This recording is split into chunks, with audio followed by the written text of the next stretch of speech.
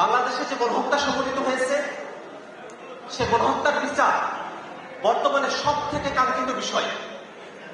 যদি গণহত্যার বিচার করা না হয় তাহলে সময়ে সময়ে স্বৈরাচার ফেসিবাদী যারা আছে ভবিষ্যতেও তারা বাংলাদেশের রাষ্ট্র ক্ষমতাকে দখল করে এদেশের বুকে আরেকবার তারা গণহত্যা, খুন খারাপি, রাহাজানি চাপিয়ে দেওয়ার মতো সুযোগ তারা পেয়ে যাবে।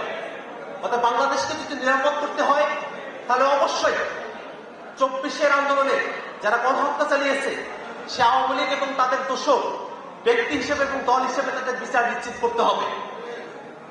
আমরা বিশ্বাস করি বর্তমানে বাংলাদেশ যে সংবিধানের মধ্য দিয়ে পরিচালিত হচ্ছে সেই সংবিধান বাংলাদেশের মানুষের আকাঙ্ক্ষাকে ধারণ করতে ব্যর্থ হয়েছে।